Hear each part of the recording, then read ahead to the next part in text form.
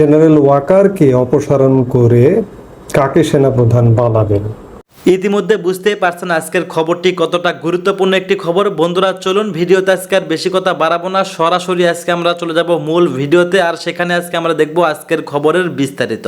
General ওয়াকারকে অপসারণ করে কাকে সেনাপ্রধান বানাবেন, এই প্রসঙ্গটি নিয়ে আপনাদের সামনে কথা বলবো। জেনারেল ওয়াকারুজ্জামান সেনাপ্রধান হিসেবে নিয়োজিত আছেন। গত বছর তিনি নিয়োগপ্রাপ্ত হয়েছেন 24শে জুন। তিনি 2027 সালের 23শে জুন পর্যন্ত সেনাপ্রধান হিসেবে দায়িত্ব পালন করবেন। তাকে 3 বছরের জন্য সেনাপ্রধান হিসেবে নিয়োগ দেওয়া হয়েছে। কিন্তু ইতিমধ্যে একটা সরব উঠেছে যে সেনাপ্রধান অপসারণ, বিশেষ করে দেশবিরোধী একটি গোষ্ঠী বেশ কিছুদিন যাবৎ আওয়াজ তুলে যাচ্ছে। আমি দেশ বিরোধী যদি বলি, পিনাকি ভট্টাচার্য তো এর মধ্যে একাধিক ভিডিওতেই বলেছেন যে জেনারেল ওয়াকারের অপসারণ চান, অপসারণ করতে হবে। পিনাকির কথায় অনেক কিছু চলে এখন। এই দেশটা শুধু ইউনূস চালাচ্ছে তা নয়, পিনাকিরাও চালায়। তো সেই জায়গায় সেনাপ্রধানের অপসারণ চান এবং জামাতপন্থীরা বর্তমান সেনাপ্রধানের অপসারণ চান। এই সেনাপ্রধান থাকলে অনেক কিছু করা যাচ্ছে না, যার কারণে অপসারণ চান। কিন্তু এই জামাতিদের সাথে, জঙ্গিদের সাথে যুক্ত হয়েছে এই মুহূর্তে প্রগতিবাদীদেরও একটি বিরাট অংশ। কিন্তু জেনারেল ওয়াকারুজ্জামানকে যদি অপসারণ করা হয়, আপনারা চান যদি যে অপসারণ করুক, সর্বস্তরে আওয়াজ তোলেন যদি অপসারণ করুক, তাহলে কি ঘটবে? তারপরে সেনাপ্রধান কে হবে? তারপরে সেনাপ্রধান যদি আমরা নিয়ম অনুযায়ী বলি, আইন অনুযায়ী বলি, তাহলে সেনাপ্রধানের সমব্যাস সেনাপ্রধান জেনারেল ওয়াকারুজ্জামান 13তম বিএমএ লং কোর্সের ছিলেন।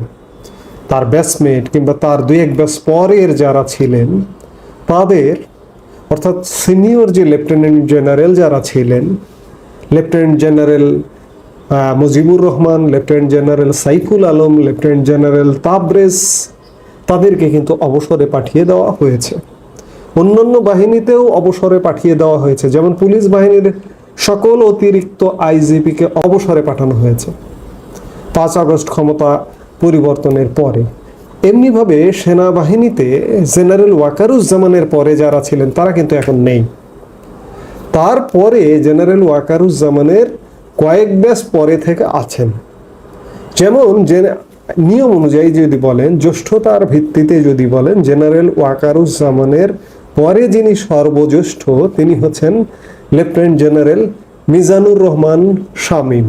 তিনি chief of general staff CGS হিসেবে এই মুহূর্তে কর্মরত আছেন। তিনি 17তম বিএমএ লং কোর্সের চাকুরিতে ঢুকেছেন।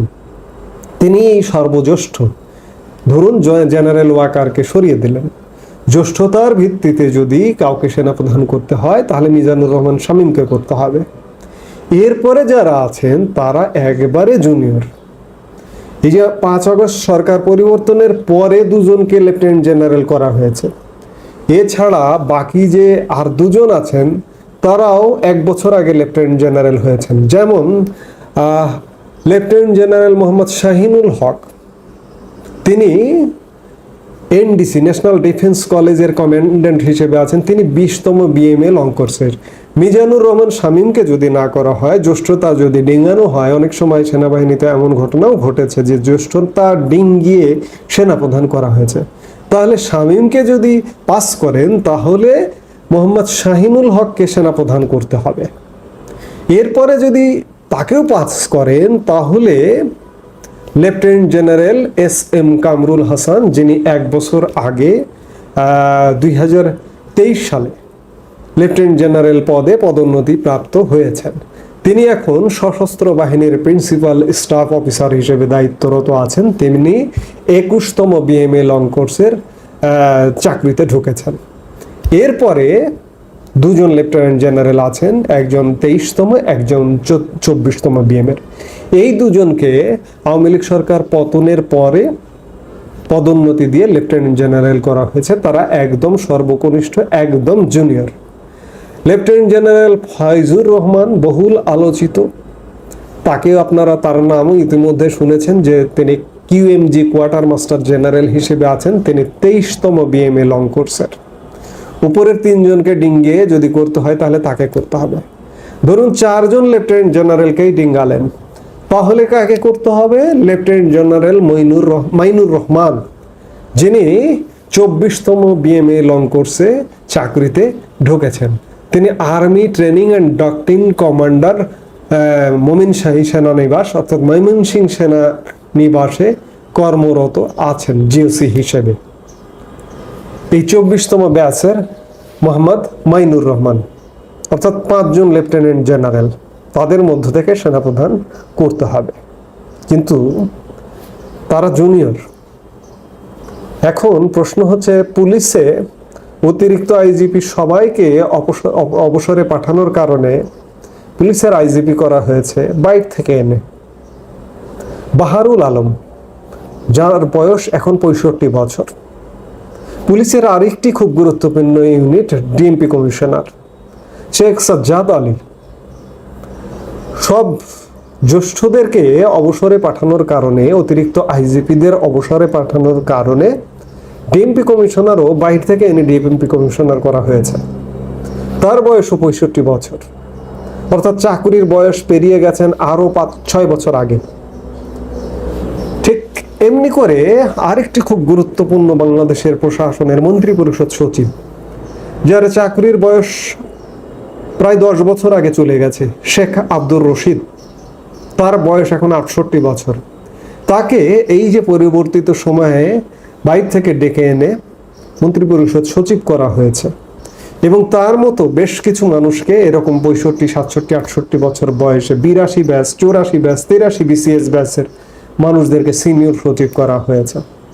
আজকে প্রশ্ন হচ্ছে যে সেনা প্রধানের পরে যে পদগুলো আছে, মিজানুর রহমান শামীম ছাড়া 17তম ব্যাচ ছাড়া পরের গুলো যারা আছেন তারা সব জুনিয়র, মোস্ট জুনিয়র। নিয়ম অনুযায়ী যদি তাদের মধ্য থেকে সেনাপ্রধান করা হয়, আদৌ কি করা হবে? পুলিশে যদি বাহির থেকে আনা হয়, মন্ত্রী পরিষদ সচিব যদি বাহির থেকে আনা হয়, তাহলে আপনারা যারা জেনারেল ওয়াকারুজ্জামানের অপসারণ চাচ্ছেন, তাদের কপালে এমন ঘটনা ঘটবে, বাইরে থেকে চলে আসবে। বাইরে থেকে এমন কেউ আসবে যে জামাত বা জঙ্গিরা, দেশবিরোধীরা যেটি চায় সেই রকম কেউ আসবে। আপনারা নিশ্চয়ই জানেন যে, আমি একটা উদাহরণ দিচ্ছি, এরকম আরো বেশ কিছু সেনা কর্মকর্তা আছে যারা জামাতপন্থী।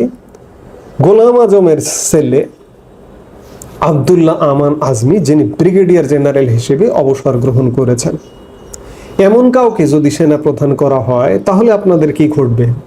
যারা জেনারেল ওয়াকারুজ্জামানকে অপসারণ চাইছেন, 3 দিন আগে এই আব্দুল্লাহ আমান আজমি একটা সাক্ষাৎকার দিয়েছেন, যেখানে তাকে প্রশ্ন করা হয়েছিল যে আপনি তো অনেক আগে ব্রিগেডিয়ার জেনারেল হিসেবে অবসর নিয়েছেন, এখন চাকরিরত থাকলে আপনি তো সেনাপ্রধান হতেন, এখন যদি আপনাকে দায়িত্ব দেওয়া হয় তাহলে কি হবে? ব্রিগেডিয়ার জেনারেল হিসেবে দায়িত্ব পালন করেছেন এবং প্রোটোকল অনুযায়ী আপনার এতদিনে সেনাপ্রধান অনেক আগেই হয়ে যাওয়ার কথা ছিল, বা সেই অন্যায়ভাবে আপনাকে বরখাস্ত করা হয়েছিল 2009 সালে, এবং এখন পরবর্তীতে সরকার আপনাকে অবসর দিয়েছে। আপনার কি ইচ্ছে হয় যে স্যার, মানে আবার আপনার এই প্রিয় বাহিনীতে ফিরে যেতে, বা আপনি মানে সেই আইনগতভাবে বা আপনি শারীরিকভাবে সেভাবে ফিট আছেন কিনা? কয়েকটা, একটা হলো আইন, একটা শারীরিক, একটা আবেগ, যেটা আপনি বলেন। আপনি যদি আইন বলেন তাহলে আমার সরকারি চাকরির বয়স পার হয়ে গেছে, সুযোগ নাই। আপনি যদি আবেগ বলেন, আর আরেকটা কি বললাম, শারীরিকভাবে আমি এখনো 50-এর কম বলে আমার বয়স আমি ফিল করি। আমি নিজে এখনো ঢাকা শহরে গাড়ি চালিয়ে বেড়াই, যেটা আমার বয়সে কেউ চালায় বলে আমি জানি না, এবং সবাই আশ্চর্য হয়। আমার এখন 67 চলছে। আমি ঢাকায় গাড়ি চালিয়ে বেড়াই। ঢাকা শহরে গাড়ি চালানো কিন্তু খুব কঠিন কাজ। এখন যেরকম ট্রাফিক ডিসিপ্লিন, গাড়ি চালিয়ে বেড়াচ্ছি, আমি ফিজিক্যালি যে কোনো কাজ করতে পারি। ফিজিক্যালি আমি ফিট, আবেগে আমি শতভাগ। আমাকে যদি মৃত্যু পর্যন্ত দায়িত্ব পালন করেন, আমি মৃত্যু পর্যন্ত দায়িত্ব পালন করতে পারি। আমি আমার যেটা বলি, আমার অনুপ্রেরণা মানে শিরা বছর রক্তবিন্দু একজন সৈনিক। I was born to be a soldier. So I'd love to die as a soldier. কিন্তু আবেগ দিতে সবকিছু হয় না। আইন অনুযায়ী এটার কোনো সুযোগ নাই। তবে সরকার চাইলে আইনের বাইরে অনেক কিছু করতে পারে। 1971 সালে জেনারেল ওসমানীকে, যিনি কর্নেল অবসরপ্রাপ্ত ছিলেন এবং তারপরে উনি এমপি হয়েছেন, উনাকে 4টা পদোন্নতি দিয়ে ওনাকে সেনাপ্রধান করা হয়েছে। এবং উনি যে বাহিনী কোনোদিন কমান্ড পায় না, আপনারা তো জানেন না, উনি আর্মি সার্ভিসেস করেন লোক, যারা কোনোদিন যুদ্ধ করা তো দূরের কথা, কামানের গোলার আওয়াজও শোনে না, 20-25 মাইল দূরে থেকে যেটা শোনা যায়। তো উনি এএসসির অফিসার, পৃথিবীর ইতিহাসের কোথাও ব্রিগেড কমান্ডও করে না, আর সেই ডিভিশন বাদ দিয়ে উনি 3 বাহিনীর কমান্ডার হয়েছেন। তো সরকার চাইলে কত কিছু তো পারে, আল্লাহ তোক দিলে যেটা লিখে রাখেছে সেটাই হবে। এই জন্য আমি এটা নিয়ে পেরেশান নই। বাট আমাকে যদি সুযোগ দেওয়া হয় যে তুমি কি চাও কিনা, আমি জান দিয়ে দেবো সেনাবাহিনীর জন্য। তিনি বলেছেন যে এখন তো আমার আসলে দায়িত্ব পালনের কোনো সুযোগ নেই, নিয়ম অনুযায়ী, আইন অনুযায়ী নেই, কিন্তু সরকার চাইলে কি না পারে। অর্থাৎ তার মধ্যে মনে হয় একটা খায়েশও আছে। তিনি জেনারেল ওসমানীর উদাহরণ দিয়েছেন, 4টে পদ। জেনারেল ওসমানী কর্নেল থেকে অবসরে গেছিলেন, অবসর থেকে তাকে মুক্তিযুদ্ধের কমান্ডার করা হয়েছিল এবং সেনাপ্রধান করা হয়েছিল। সেই জায়গা থেকে উদাহরণ দিয়ে তিনি হয়তো বলতে চাইছেন যে সরকার যদি চায় তাহলে তো হতেই পারে।